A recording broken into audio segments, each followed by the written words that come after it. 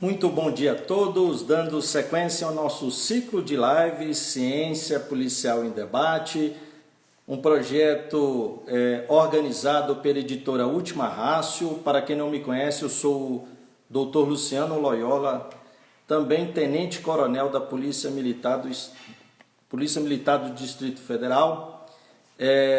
Lembrando aos senhores que as nossas lives ocorrem geralmente às segundas, quartas e sextas-feiras, sempre às 10 horas da manhã.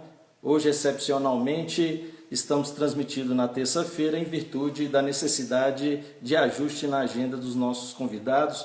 Hoje teremos a honra de receber o reconhecidíssimo jurista brasileiro Rogério Greco, que também é procurador do Estado de Minas Gerais, inclusive já ingressou aqui. Vamos aguardar a solicitação, o nosso bate-papo acadêmico, como eu gosto de chamar, visando aclarar a novel ciência policial. Seja muito bem-vindo, doutor Greco. Opa, tá bom, doutor Luciano? Tudo tranquilo? Tranquilíssimo. Agora melhor Beleza. ainda, como estava falando aqui para os nossos queridos seguidores, é uma satisfação imensa, uma honra ter o senhor ampliando o campo de debate acerca das ciências policiais. O doutor Rogério Greco é um jurista reconhecido em todo o território brasileiro, com reconhecidas obras. Inclusive, fiz questão de hoje deixar aqui atrás o site. Tô vendo do ali a fundo, Instituto, boa. Site, Rogério Greco, que inclusive contempla uma série de obras. E o que nos chama a atenção, doutor, a primeira vez que eu já o conhecia como jurista no campo de direito penal, mas chama a atenção de todos nós, inclusive a canequinha do BOPE aí, e o vosso interesse interessante em falar de polícia. E digo isso porque o ciclo de lives ele surgiu justamente do reconhecimento formal das ciências policiais no Brasil, a partir de uma manifestação do MEC. Embora todos nós já sabíamos que, de fato, havia necessidade de reconhecer essa ciência policial. E o senhor, e eu questão de chamar a atenção para as vossas obras, por quê? Porque o senhor é um grande especialista em ciência policial, porque há muito tempo já vem escrevendo sobre a polícia. E escrevendo sobre um viés científico, já que o senhor é doutor, né, em Direito, pós-doutor em Direito, e daqui a pouquinho eu já vou falar aqui do vosso amplo currículo, mas de forma resumida. Então, eu não poderia iniciar essa live sem prestar essa homenagem ao senhor, que apesar de não ser um policial, um jurista, mas que de fato reconhece a ciência policial, reconhece a necessidade de lançar luz aos assuntos afetos à atividade policial. Inclusive, a temática de hoje é uma temática relacionada a um dos vossos livros, né, que é Aspectos Penais, Administrativos e Constitucionais da Atividade Policial. O senhor também prefaciou uma obra de um colega nosso aqui, né, que fez mestrado também conosco na Universidade de Coimbra, o Major Dansman. Né? Então, a gente percebe pelas vossas lives esse apoio incondicional e esse amor às polícias. Né? Então, a gente não poderia jamais deixar de contar com a vossa participação.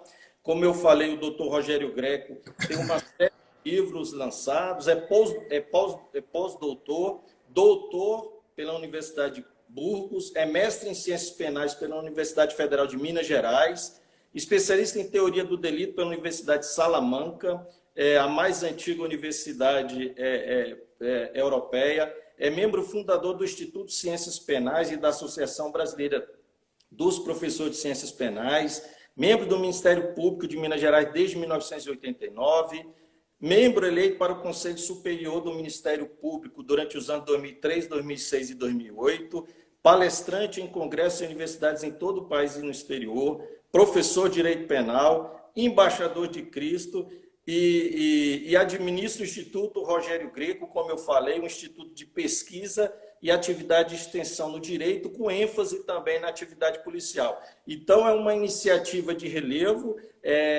e, obviamente, alavancando as ciências policiais. Então, como todos nós, inclusive eu, estamos presentes aqui para ouvi-lo. Eu passo a palavra ao senhor e, se o senhor quiser acrescentar algo a respeito do vosso currículo, fique muito à vontade. Seja muito bem-vindo.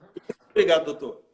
Não, obrigado aí, doutor Luciano. É um prazer enorme estar aqui, né, para a gente poder discutir um pouquinho, né, sobre polícia, né, sobre esses aspectos todos aí, administrativos, constitucionais, né, principalmente penais.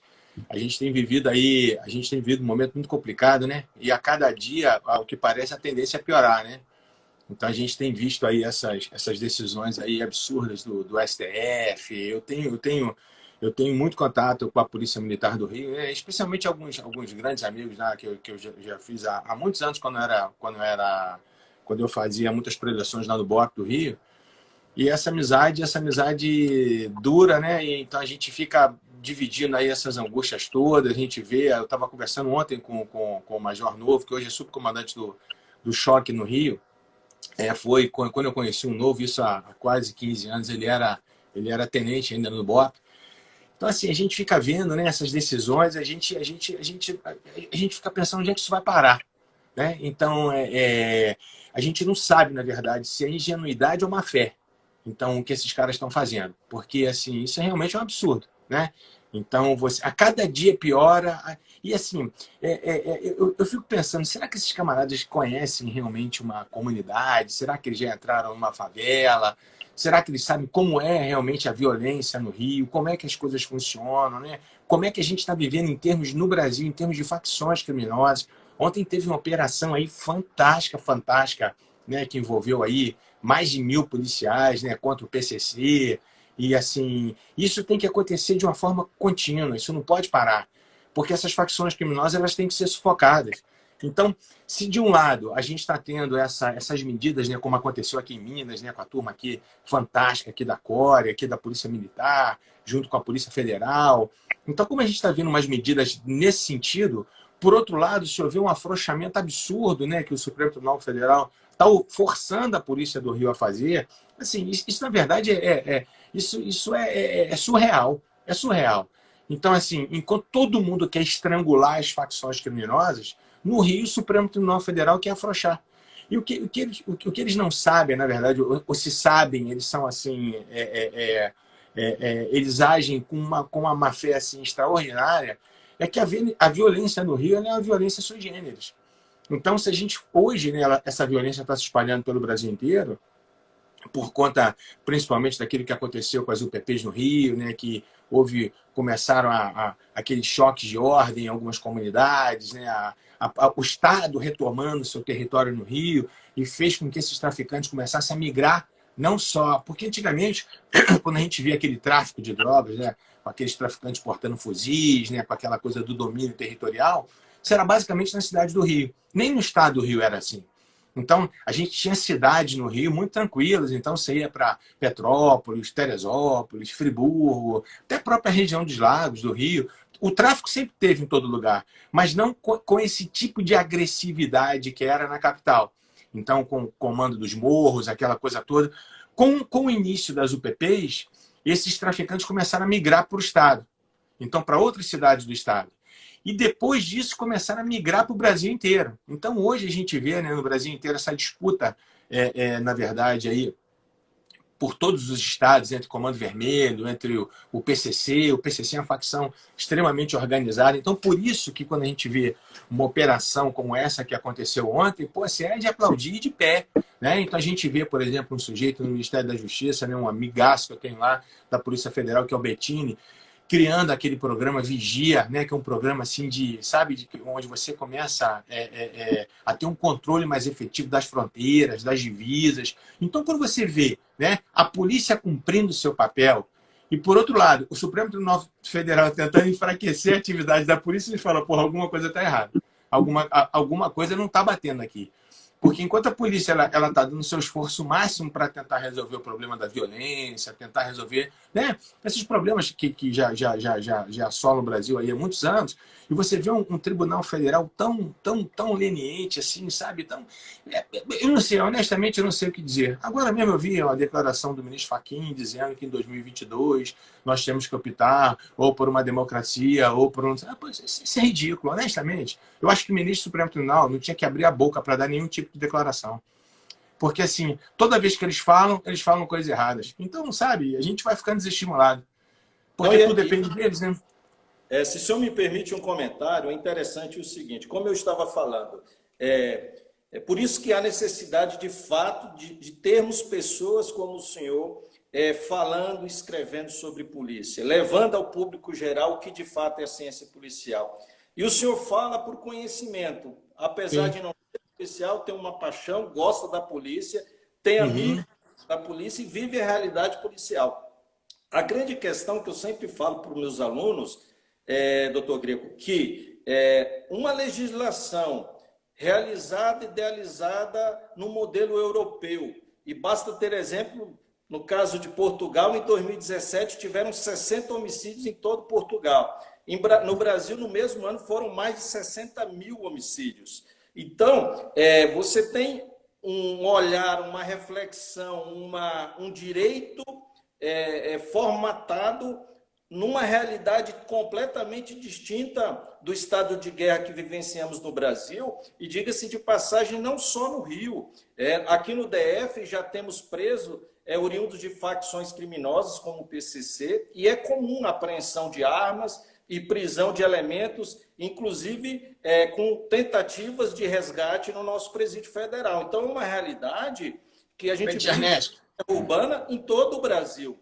A grande questão é que esta norma, este direito, esta interpretação, essa reflexão que nem todos os juristas como o senhor tem, que são os magistrados, os promotores, que vão se utilizar desta reflexão de um direito posto de uma outra realidade em que não se tem exceções e que é ela que vai ser aplicada ao policial. E geralmente esse policial, e a gente tem visto agora, com o pacote anticrime, houve um normativo no sentido de que o Estado é obrigado a oferecer defesa para o policial militar que em atividade, ou policial que em atividade pratique determinados delitos. A grande questão é que hoje a Procuradoria, no caso aqui do DF, diz que não é competência dela, os oficiais das polícias militares, obviamente, em virtude do Estatuto da Ordem dos Advogados, não podem realizar a defesa desses policiais. A Defensoria Pública também de alguns estados, a gente percebe que também não tem muito interesse. Então fica aí o policial sentado na frente, como dizem muitos do capa preta, sem uma proteção do Estado, às vezes tendo que vender os seus patrimônios para arcar com uma defesa. Coronel, isso que o senhor está falando é de uma importância tão grande. Eu fiz parte no CNMP, quando eu estava nativo, eu fiz parte do CNMP de um grupo chamado GT5. Esse grupo era um grupo que foi criado para fazer projetos no Conselho Superior, no Conselho Nacional do Ministério Público, de resoluções e de recomendações e de resoluções do Conselho Nacional do Ministério Público. E esse grupo era justamente para cuidar da vitimização e da valorização policial. E uma das nossas propostas era que fosse criada um órgão de defensoria pública específico para a polícia. Porque é isso que o senhor está me dizendo. Quantas e quantas vezes os amigos do BOP do Rio já me ligaram, pô, está acontecendo isso, pô, não tem ninguém que defenda a gente. Assim, isso é um absurdo, isso é um absurdo. As pessoas têm que entender que o policial ele é um servidor público cumprindo as funções que o Estado determina que ele cumpra. Então, se acontecer algum problema durante o exercício funcional dele, o Estado tem que se responsabilizar pela defesa desse policial. Mas o Estado não faz isso. Então, o que acontece? Entra numa comunidade, há troca de tiros, o policial mata um traficante, esse policial é levado a julgamento pelo tribunal do júri. Chega no tribunal do júri, ele tem que contratar um advogado do seu próprio bolso, ele não tem como fazer. Ou seja, o Estado, na verdade, ele abandona aqueles que são seus. Essa é a grande verdade. Então, um dos projetos era criar ou um setor dentro da própria Defensoria Pública exclusivo para a polícia, já que a gente já tem uma Defensoria Pública formada, porque não é razoável o policial que está exercendo as funções que são determinadas pelo Estado ficar na fila de Defensoria Pública. Isso não é razoável. Ou seja, ou cria-se um cargo de defensor público policial, específico para a polícia. Porque é isso que a gente vê o tempo inteiro, mas o Estado, honestamente, o Estado ele não tem preocupação com a polícia. A gente tem visto aqui, não sei se a galera de São Paulo vai estar assistindo aqui, Assim, quantos e quantos concursos são realizados no Brasil inteiro e eles não são chamados. Tem a galera de São Paulo da Polícia Civil para ser chamada desde 2017. Aí vem o cara reclamar sobre segurança pública. Meu irmão, o concurso já está pronto, as pessoas já foram aprovadas, já passaram por todas as fases, por que não chama? Ah, porque tem um orçamento, porque houve previsão de concurso, como é que não tem orçamento? Então, assim, sabe, chega a ser ridículo essas declarações. Então, tem muitas, na verdade, assim, a gente tem muitas alternativas que pode ajudar o policial. Por exemplo, no Rio, cada estado é estado. Então, eu não sei, no Distrito Federal, por exemplo, eu acho que qualquer policial pode andar tranquilamente fardado na cidade. Não tem problema nenhum. Agora, como é que você vai andar fardado no Rio? Como é que você anda fardado em São Paulo? Então, assim, o que tem que acontecer nesses lugares onde a violência já chegou, o absurdo que a gente permitiu que ela chegasse? A exemplo do Rio. Muitos policiais, um policial em São Paulo é um dos piores vencimentos do Brasil. No Rio também é um vencimento muito ruim, né? Diferente de Brasília, né? Que tem uma coisa, sempre teve um status melhor, sempre ganhou bem, sempre ganhou mais. Mas assim, mas nos outros estados a realidade não é essa. Então, um policial militar no Rio, ele vai morar onde? Na comunidade. Só que na comunidade, o que vai acontecer? Ninguém pode saber que aquele camarada é policial, porque se souber que ele é policial, ele está morto. Então, ele não pode antes levar o seu fardamento para casa, ele tem que lavar o seu fardamento no batalhão. Então, por quê? Por quê que não se pega, se não se cria um orçamento contingencial para determinadas cidades, e ao invés de a gente construir aquelas antigas vilas militares, a gente não constrói condomínios militares? Facilita a vida do policial, pô. Deixa esse camarada morar com dignidade. Ou seja, ele vai ter que morar do lado onde ele combate? Olha que absurdo é esse.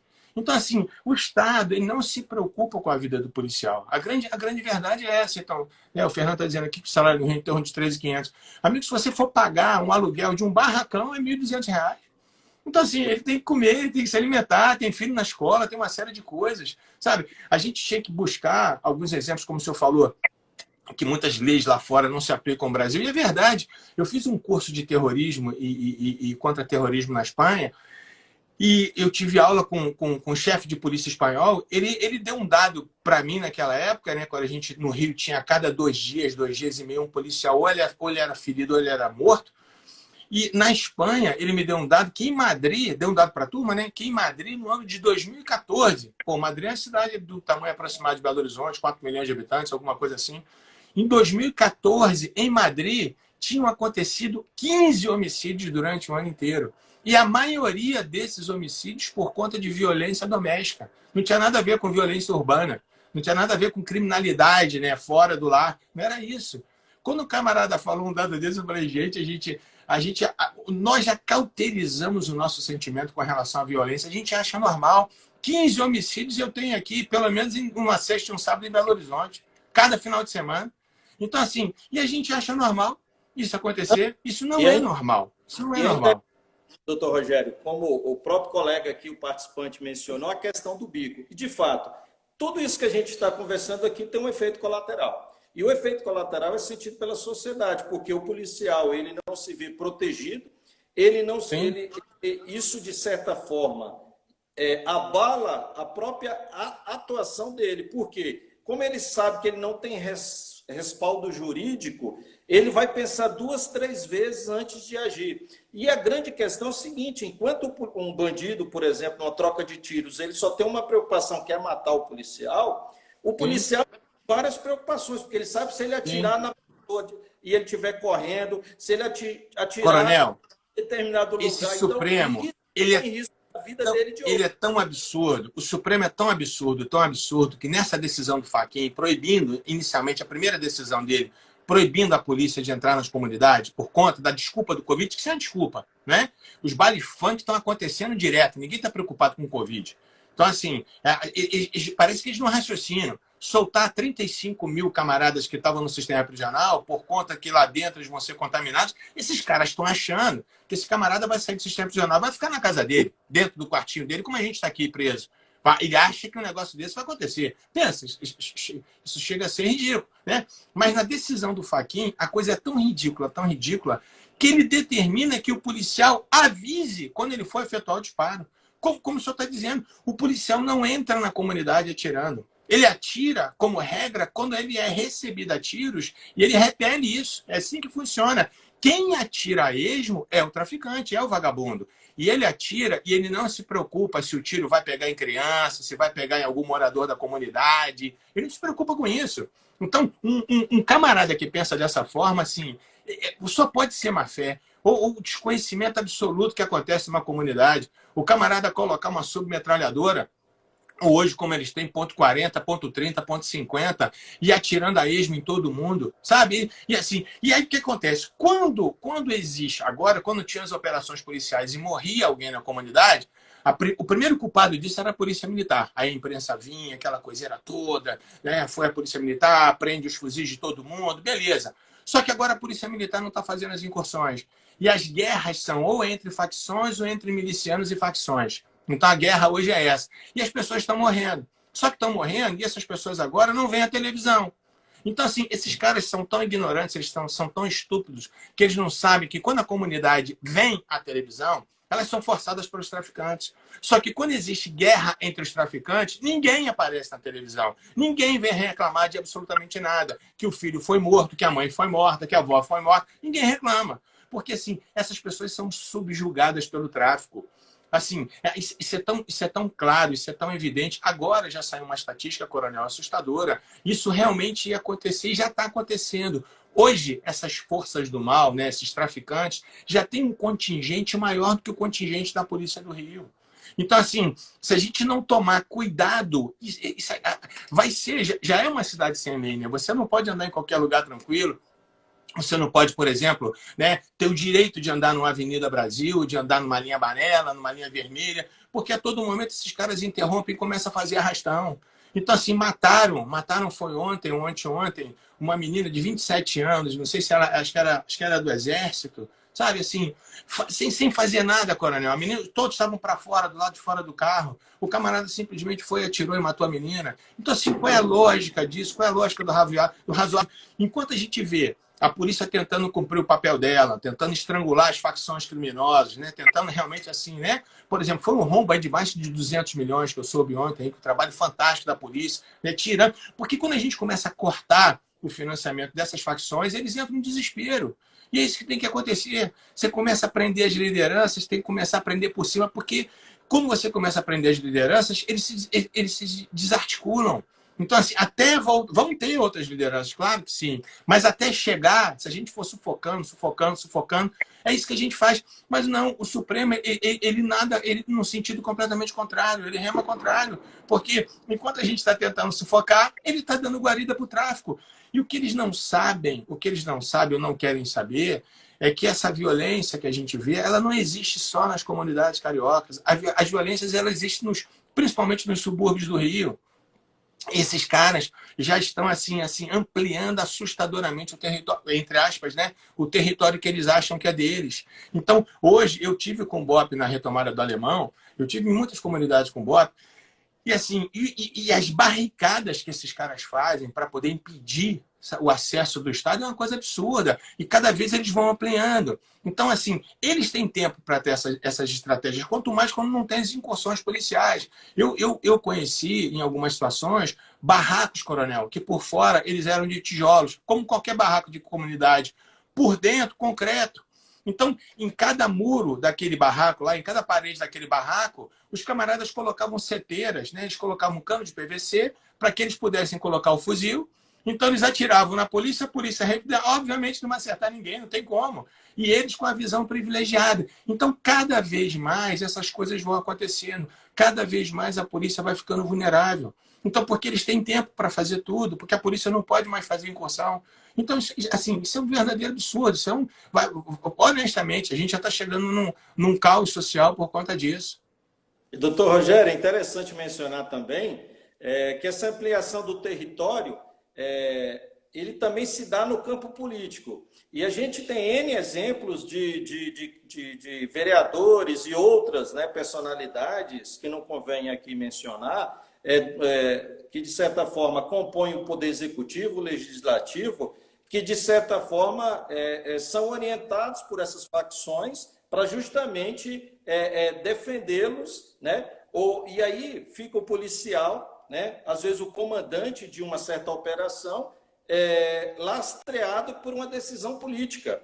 E isso é mais perverso ainda, porque nós temos policiais sendo mortos e até pessoas de bem sendo mortos, justamente porque há orientações políticas superiores contaminadas pelo verme da corrupção, e o resultado a gente vê todos os dias. Quando a gente assiste, né, que a maioria das pessoas tiveram a oportunidade de assistir o Tropa de Elite 1 e o Tropa de Elite 2, né, e que se parecia muito ficção quando a gente via aquela realidade contaminada da política, e hoje a gente tem todos os dias exemplos negativos. Quem paga o preço é o policial e o cidadão de bem. Sim.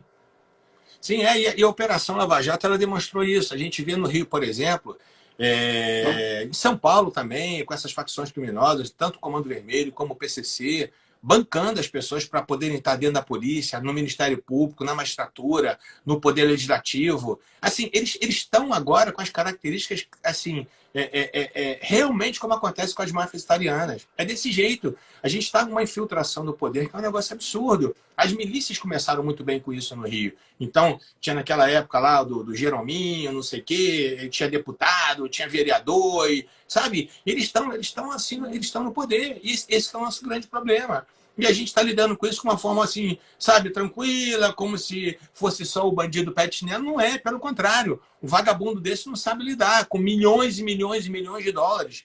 O senhor acha quem é que lida com isso? Você acha que é o camarada, o favelado que está lá, o camarada que está lá de pé de chinelo, né, sem camisa, né, com um fuzil na bandoleira, é esse cara que lida com esses milhões? Claro que não. Então, assim, tem que ser muito ingênuo para dizer que aquele camarada tem essa capacidade. Não tem. A gente sabe onde está essa capacidade. Está na cúpula, está por cima. Então, quem está ganhando dinheiro são esses vagabundos, de cima. Por isso que eu sempre defendi, coronel, que a gente tem que começar a punir por cima. Porque quando a gente começa a punir esses camaradas por cima, a gente mina essas pessoas que estão embaixo. É assim que funciona. Mas esses caras não minam, eles não fazem isso.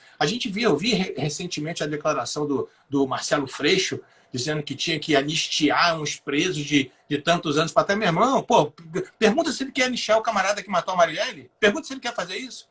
Então, assim, eles são muito seletivos até na hora do discurso deles. Isso é que me mata de raiva, sabe? Ah, todos são contra. Oi? Se me permite, uma parte a respeito dessa questão, o senhor mencionou o Freixo, quando a gente defende e a gente, como policial, bate palma e reconhece a necessidade da gente estudar uma ciência policial, justamente visando afastar esses discursos ideológicos contrários à lei e à ordem. Infelizmente, no Brasil, quem domina o campo de estudo sobre violência e criminalidade, quando a gente vai para uma palestra, um seminário, ouvir, e aqui eu não estou generalizando, obviamente o direito, as ciências policiais também se aproveitam dos estudos antropológicos, sociológicos, mas infelizmente no Brasil a gente vê o conhecimento produzido sobre violência, sobre criminalidade, sobre o sistema de justiça criminal, permeado por um discurso ideológico contrário à lei e à ordem, contrário às forças policiais, contrário à família, contrário ao senso de respeito que a gente tem à nossa pátria. Né? Coronel, é importante isso, porque é contrário desde que não aconteça próximo a eles. O contrário é isso, né? Então, quando acontece com algum deles, já deixa de ser contrário. Ai, cadê fulano? Então, é um discurso muito hipócrita. Essa hipocrisia que ninguém dá conta. Entendeu? Então, essa coisa aí, não, nós temos que anistiar os menores. Lula dizendo, né, que era só um roubinho de celular. A gente está vendo as cenas aí. Isso é hipocrisia tremenda, sabe? Isso é um mau caratismo, assim, sem limites. Então, é isso, sabe? Esses camaradas estão ampliando, fazendo com que a violência sempre se amplie. E a gente vai vendo essa coisa realmente assim, vai ficando cada dia mais assustadora. É uma coisa que, né, se a gente não tiver um respaldo de uma corte como o Supremo Tribunal Federal, não tem jeito, porque tudo que se fizer aqui embaixo, eles vão cortar, eles vão podar lá em cima, porque eles acham que eles têm que mandar no país. Eles se metem em área que eles não têm o menor conhecimento, assim, a menor autoridade para dar opinião. Né? Mas é um problema aí já de muitos anos que a gente está vivendo. É um ativismo judicial desproporcional. Eu me lembro que há uns 10 anos, 15 anos atrás, uns 15 anos atrás, eu escrevi um artigo sobre essa questão do controle judicial do mérito administrativo. E naquela época já havia algumas invasões, mas o que a gente vê hoje é absurdo, né? A gente percebe hoje o Poder Judiciário legislando, executando o que a lei dispõe, e, obviamente, numa interpretação e uma orientação de viés político, com interesses descabidos, né? E sabe-se lá o porquê dessas decisões, e quem sofre com tudo isso, né, são aqueles que estão na linha de frente, né? Ou seja o policial, seja o cidadão que todos os dias se vê de frente a essa realidade cruel que ceifa mais de, né, dezenas de milhares de vidas todos os anos. E, doutor Greco, eu gostaria também de mencionar duas questões que são importantes aqui para o nosso debate. O primeiro é a lei de abuso de autoridade, né? Essa recente conformação da lei de abuso de autoridade, em que hoje se considera crime de abuso de autoridade, inclusive com a possibilidade de perda do cargo público do policial para questões como, por exemplo, o franquear, né, por parte do policial de imagens que expõem o preso para a imprensa. Isso aqui é um pequeno exemplo. E a gente tem uma outra alteração legislativa que obviamente, alguns discussam no sentido de ter sido positivo, mas que a gente sabe que foi muito em virtude da questão do emprego das Forças Armadas para a garantia da lei e da ordem, que é transformar todos os crimes praticados por policiais, né, ou militares, quando estejam exercendo a garantia da lei e da ordem, a categorização do crime como crime militar. E aí vem uma questão muito interessante, que é um pensamento meu, como eu sempre falo nas lives, o que eu menciono não representa aquilo que a minha instituição pensa a respeito dos fatos, né? Eu falo isso como pesquisador, e eu entendo que isso, por um lado, foi muito negativo para o policial militar, porque toda e qualquer situação que ele se envolva, que possa ser categorizado como crime, instaura-se um inquérito policial. E qual é o resultado do inquérito policial? Primeiro, é o fato do policial ter que contratar um advogado, coisa que ele não fazia numa sindicância, e a gente sabe que a justiça penal militar ela é muito mais célere. Muitos casos que eram analisados como crime comum, e até pela sua questão de ser de extrema, né, de pouca lesividade, não se chegava efetivamente a uma condenação. E as pessoas, às vezes, imaginam que a justiça castrense ela passa a mão na cabeça do militar, e muito pelo contrário, ela é muito mais rígida, efetiva e célere. E o policial, obviamente, sabendo disso, ele contrata um advogado.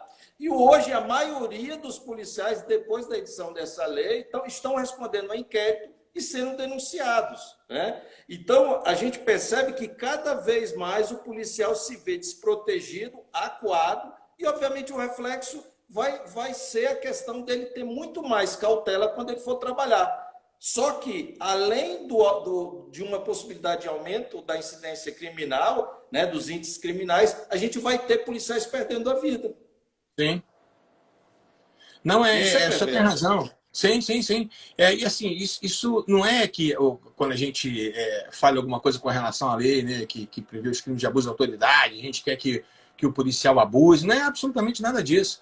Mas você tem que entender que para o policial, quando ele não tem liberdade nenhuma de atuação, ele prefere não agir, ele prefere não atuar. Para que eu vou me expor? Se eu me expondo ou não me expondo, o meu vencimento vai estar lá no final do mês, todo dia direitinho. Qual é a diferença? Perfeito. Então, o que vai fazer diferença nesse policial? De querer realmente estar agindo, de querer... Eu sempre falei isso aqui, Coronel, nessas lives, que, na verdade, as instituições, elas não caminham por si sós. Quem faz as instituições caminharem são as pessoas que estão nelas.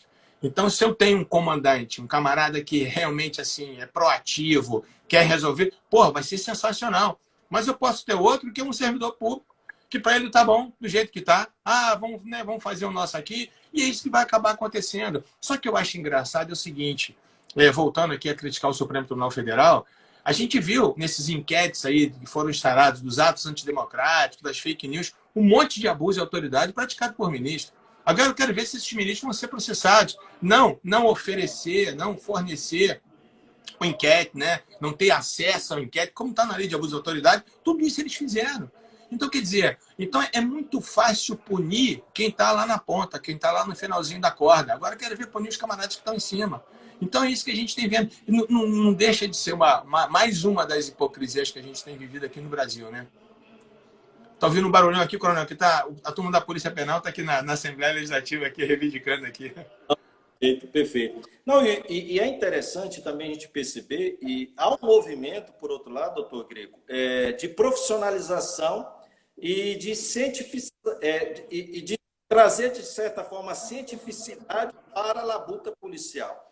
E a gente tem N exemplos, né? A gente tem a Academia de Polícia Federal, com uma prestigiada revista, inclusive qualificada pela CAPES, que é a Revista Brasileira de Ciências Policiais. A gente tem aqui no Distrito Federal, credenciado em 2013, o Instituto Superior de Ciências Policiais, com 2 graduações, com mais de 10 pós-graduações e com projetos já de mestrado. A gente tem no Goiás iniciativa de um programa de doutorado em Direitos Humanos, numa parceria entre a Polícia Militar do Estado de Goiás, com a Universidade Federal de Goiás, que tem, creio que, 1/3 dos alunos do doutorado de Direitos Humanos policiais. A gente tem a Polícia Militar do Estado de São Paulo, que transformou o seu curso de aperfeiçoamento de oficiais em mestrado em Ciências Policiais e o seu curso de autoestudos em doutorado em Ciências Policiais. Então, a gente percebe uma evolução, e aí eu passo um número para o senhor, por exemplo, aqui no DF, e digo que não é só aqui no DF, eu tenho colegas acadêmicos em todo o Brasil, aqui no DF nós temos mais de 20 doutores, colocando doutores e doutorandos, a gente vai ter mais de 30, mais de 250 mestres. A gente tem no nosso CFSD, no penúltimo, nós tivemos 2 doutores. Então, eu estou querendo mencionar com isso que existe aquilo que a sociedade sempre critica, mas existe uma força motriz no nosso efetivo, e quando a gente vai analisar quais são os estudos em sede de mestrado, doutorado desses policiais, a maioria dos seus estudos são voltados à atividade policial. Ou seja, eles se utilizam dos seus estudos, às vezes arcando com o custo, né, da educação, para justamente tentar mudar e alterar essa realidade. A gente tem trabalhos que a gente vai ter oportunidade, já tivemos a oportunidade de ouvir alguns colegas policiais, e teremos a oportunidade de ouvir outros, que são trabalhos fantásticos e belíssimos, né? A gente tem até esse livro aqui que está aqui atrás, que foi um livro que nós tivemos a oportunidade de coordenar com 13 policiais de diferentes estados, falando sobre feminicídio e violência doméstica. Então, a sociedade precisa compreender que existe dentro das polícias uma força muito grande tentando mudar esse estado de coisas, né? E, por outro lado, a gente percebe um preconceito da sociedade acadêmica, né? Que teima em não reconhecer e aceitar esse trabalho acadêmico feito por policiais, né? Então, o que a gente costuma dizer, doutor, enquanto nós, policiais, não formos convocados para também participar efetivamente do debate e reflexão sobre tudo aquilo que interessa ao sistema de justiça criminal, a gente percebe que não vai haver muita mudança. E, de certa forma, são poucas pessoas como o senhor que, de certa forma, têm um reconhecimento muito grande no Brasil inteiro, que se prende como esse voluntarismo de participar dessa live, entendeu? Então, ainda há muito preconceito em relação àquela questão de falar, não estudou, vai ser policial. E não, a gente tem policiais um material humano fantástico e que está preocupado com o cidadão de bem, está preocupado, né? E, na verdade, Coronel, é até com muito mais autoridade do que as pessoas que só estudam, né?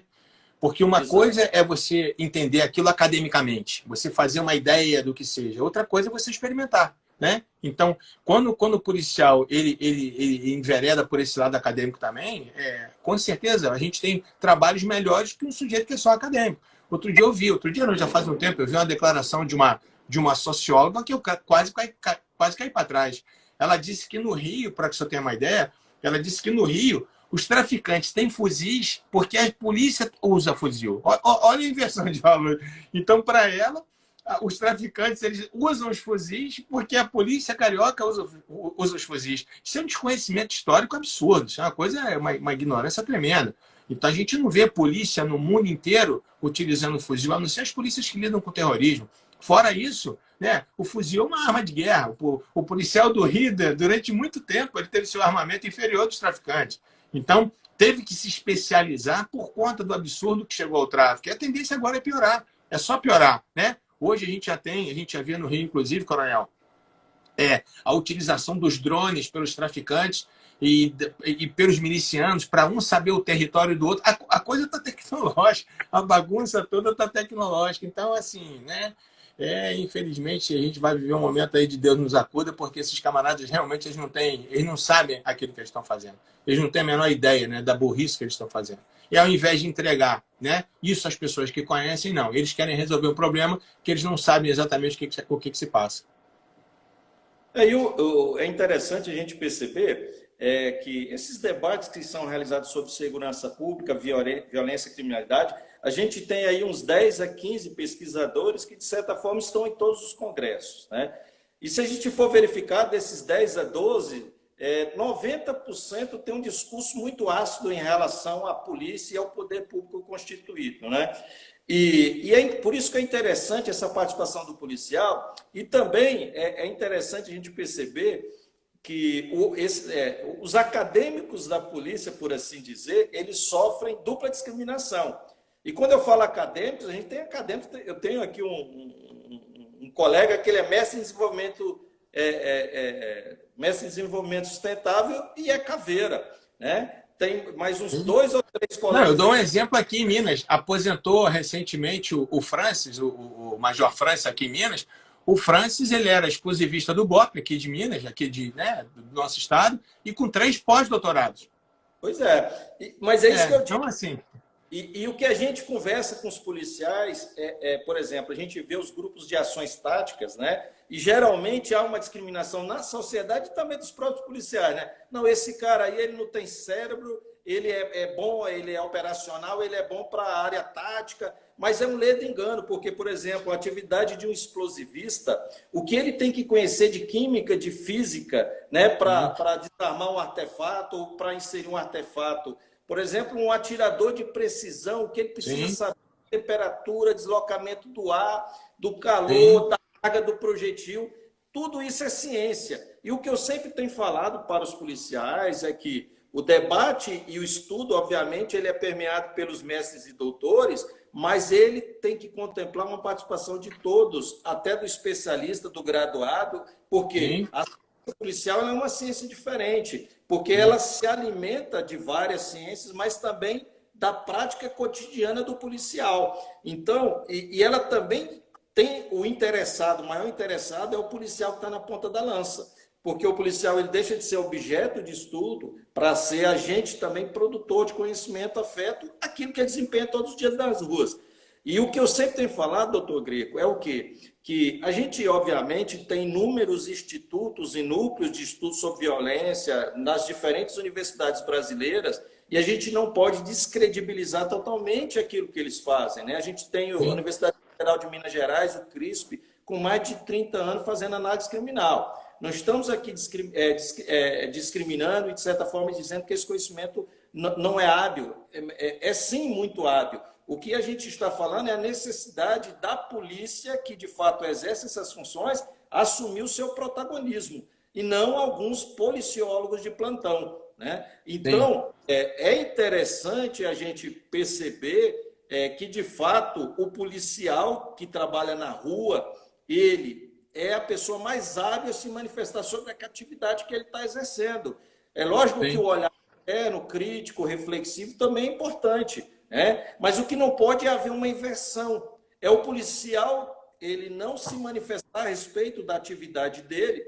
E uma outra questão que eu acho que é mais perigosa ainda, porque nas academias, né, nesses núcleos, nessas instituições, pouco se tem estudado sobre a questão do homicídio de policiais, do suicídio de policiais, de qual é o melhor equipamento de proteção ou a melhor viatura para o policial, do estresse Sim. policial, do alcoolismo policial. E quem tem que, de fato, quem se preocupa de fato com essas questões somos nós, policiais acadêmicos. Isso, eu estou vendo até o Fernando aqui, um abração para o Fernando, colega nosso do MIP, o Zalpa, lá do Mato Grosso do Sul.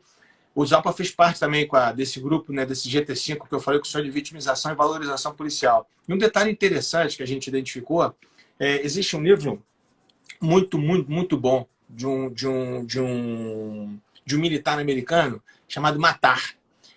E esse livro até vende na bibliografia, na biblioteca do Exército e tal. E ele ensinando, falando sobre o ato de matar. E ele dando uns dados ali muito interessantes, que era o seguinte: quando os americanos voltaram da Primeira e da Segunda Grandes Guerras Mundiais, e eles foram recebidos assim com festa nos Estados Unidos, foram recebidos como heróis, né? Então, aquela recepção fez com que aquelas pessoas se sentissem bem quando elas voltaram para casa. Na Guerra do Vietnã, a recepção já foi completamente diferente. Porque a mídia fez com que as pessoas nos Estados Unidos começassem a ter implicância com esses soldados, dizendo que eram estupradores, dizendo que matavam crianças, eram covardes, não sei o quê. E teve um índice de suicídio altíssimo por conta desses soldados que voltaram. Por quê? Porque, assim, eles se sentiram rejeitados na sua própria terra. Eles estavam lá, debaixo de chuva, né, do lado de pedaços de pessoas mortas do lado deles, sem comer, sem beber, passando aquele sofrimento todo para lutar por um país, e ele volta para esse país e eles são rejeitados. Isso na cabeça desse cara, ele pira. E é muito parecido com o que acontece muitas vezes com as polícias. Ou seja, a polícia faz o papel dela. Eu vejo, né, principalmente, né, quando tem nessas localidades, exemplo do Rio, né, que é o que eu tenho uma relação assim mais próxima, quando a gente vê esses policiais debaixo de sol, debaixo de chuva, de vez em quando os amigos me mandam aqui, né, umas imagens, me mandam uns áudios, né, de troca de tiros do dia inteiro, né, policial sendo baleado, né, policial sendo carregado por outro. Então, assim, o cara para e fala: pera, o que eu estou fazendo? Assim, se a sociedade não reconhece o que eu estou fazendo, para que eu vou fazer isso? Por que eu vou me expor dessa forma, né? Arriscado, né? A gente vê, né? Tem um grupo agora chamado Heróis do Rio, que é fantástico, de pessoas, de policiais militares que foram, né, vitimados aí por conta dessa violência absurda que tem no Rio, policiais tetraplégicos, policiais paraplégicos, policiais, né, amputados. Então, assim, sabe, a coisa ela passa a perder o sentido. Então, o que a gente tem que fazer, na verdade? O movimento tem que ser de inverter, sabe? Isso que a mídia fez durante muitos anos, porque a mídia ela é contra a polícia. Então, a mídia, a forma, inclusive, como ela noticia, ela sempre coloca o policial como tendo feito uma covardia. Ah, policial baleou estudante. Pera, meu amigo, vamos ver a real. O que aconteceu? Que muitas vezes esses caras têm uma carteira de estudante, ou o próprio PCC, ele assina a carteira de trabalho das pessoas para aqueles caras se passarem por estudantes, se passarem por trabalhadores. E não é isso. O camarada estava com um fuzil na mão. Ele estava atirando em direção à polícia. A polícia foi e matou. Assim, entre aspas, ele podia ter até uma matrícula numa escola, ele podia ter uma carteira assinada, mas ele não era um trabalhador. Ele não era um estudante que morreu. Foi um criminoso que estava atirando contra a polícia. Mas a forma como a mídia ela dá a notícia, ela inverte a situação. É sempre o policial fazendo a covardia. Então, o que eu acho que tinha que acontecer também, coronel? Tinha que haver uma verba obrigatória, uma receita obrigatória nos estados, né, e na União, para que fizessem sempre campanhas de valorização policial, para tentar quebrar um pouco isso que a mídia faz o tempo inteiro. Enquanto isso não acontecer, não adianta. A mídia vai bater, eles são fortes, eles vão bater o tempo inteiro, vão dar notícia equivocada o tempo inteiro e vão fazer sempre do jeito deles, né? E a corda sempre vai arrebentar do lado da polícia. Perfeito, doutor Gé. Doutor, a gente já está caminhando aqui para os minutos finais da nossa live, então eu gostaria de, antes de conceder a vossa palavra para que encerre, gostaria de agradecer imensamente a participação dos nossos queridos seguidores, né, da Última Rácio e também da editora Última Rácio. Lembrando que essa nossa live, 5 minutos após o seu término, também será disponibilizado no nosso canal, o canal oficial da editora Última Rácio no YouTube, assim como as palestras anteriores e as que teremos pela frente. Inclusive, lembrando que dia 4 de setembro, doutor Rogério, teremos aqui a presença da nossa juíza auditora, doutora Catarina, aqui da Auditoria Militar do Distrito Federal, que falará sobre justiça restaurativa. Ela tem uma visão interessante sobre justamente o trato do crime com questões outras que não seja apenas a pena de prisão. Então vai ser um debate, uma reflexão interessante, como essa do senhor e as anteriores. Então, eu gostaria, doutor Rogério Greco, também de agradecer imensamente a vossa participação, a vossa colaboração para o debate, um apaixonado pelas polícias, né? E dizer, e também mencionar para os nossos seguidores, né? Que depois acessem lá o site do Instituto Rogério Greco, diversos cursos, né, voltados à carreira policial, ao direito penal, uma série de obras com temáticas voltadas às ciências policiais. Então, recomendo a todos entrar lá no site do Instituto para dar uma olhada. Então, novamente, doutor Rogério, muito obrigado. É uma satisfação imensa tê-lo nesta manhã. E o que agradeço aqui, Coronel, obrigado aí pelo carinho, pela confiança aí no convite, né? Se Deus quiser, a gente vai ter outras oportunidades aí para estar voltando a discutir esses temas aí que realmente aí só crescem, né? Não tem como a gente diminuir enquanto a gente estiver, né, vivendo esse momento de violência tão complicado que a gente tem no Brasil. Obrigado, viu, Coronel? Pode sempre contar comigo aí. Força e honra aí. Valeu, um abraço.